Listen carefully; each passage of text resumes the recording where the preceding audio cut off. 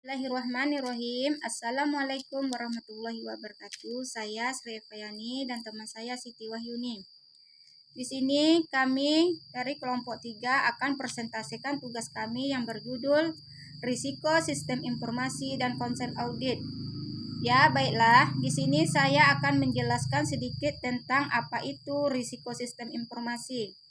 Apa itu risiko sistem informasi? Risiko sistem informasi itu yaitu potensi ancaman atau kerentanan yang dapat mengganggu keamanan, kinerja, atau keberlanjutan sistem informasi suatu organisasi.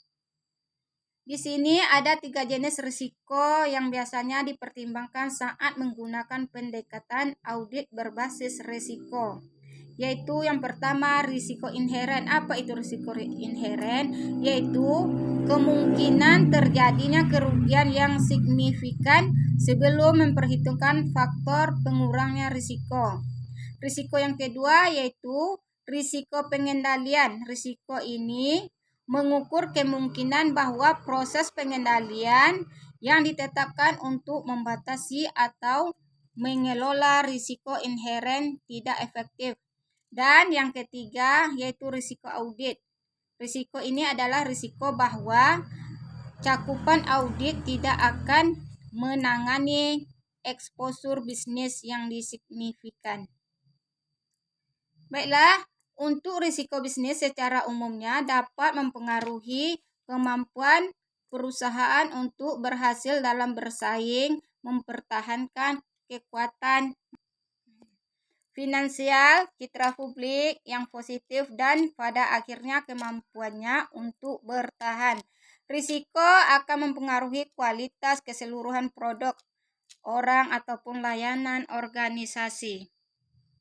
Di sini ada beberapa contoh risiko yang terkait pihak yang terlibat proyek sistem informasi, yaitu seperti kekurangan tenaga perancangan sistem atau sistem analis, kurangnya pengalaman, kurangnya tenaga ahli dalam bertugas, dan kurangnya keahlian secara umum.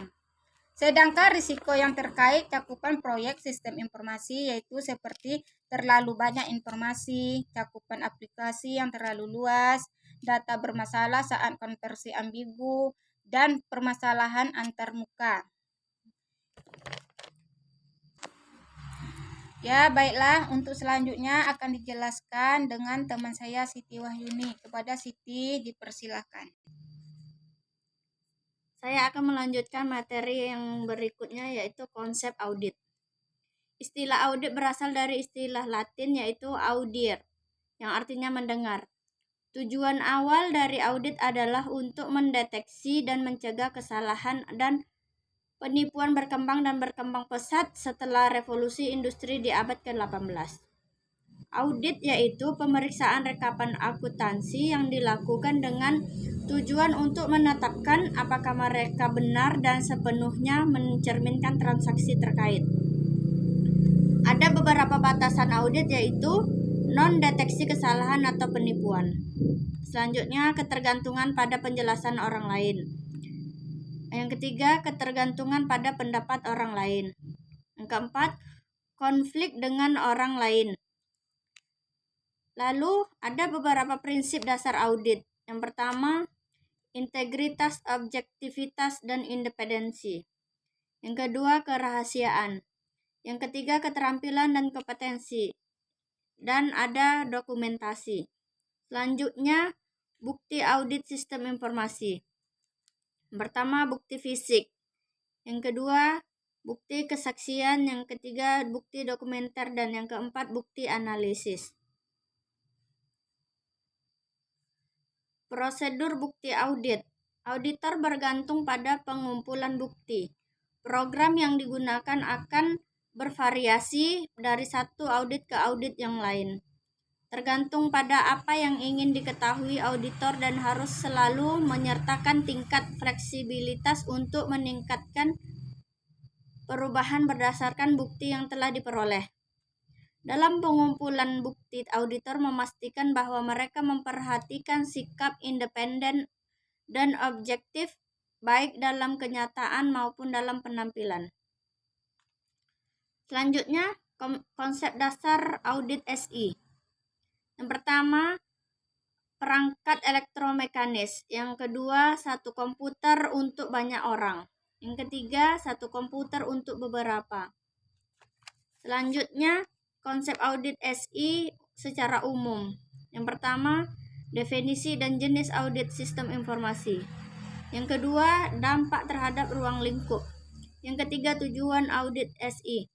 Yang keempat, rencana audit SI. Selanjutnya ada tren masa lalu dan masa depan audit SI. Pertama, mengaudit di sekitar komputer. Yang kedua, mengaudit komputer. Yang ketiga, pemrosesan dari sudut pandang auditor. Yang terakhir yaitu konsep kontrol. Pertama, tujuan pengendalian. Dalam tujuan pengendalian ini ada dua jenis, yaitu yang pertama, pengamanan aset. Yang kedua, menjamin keakuratan. Selanjutnya, lingkup kontrol. Juga ada beberapa jenisnya. Yang pertama, kontrol akuntansi. Yang kedua, kontrol pemrosesan. Yang ketiga, kontrol lingkungan. Baiklah, mungkin hanya ini yang kami sampaikan dalam materi ini. Lebih dan kurang kami mohon maaf. Assalamualaikum warahmatullahi wabarakatuh.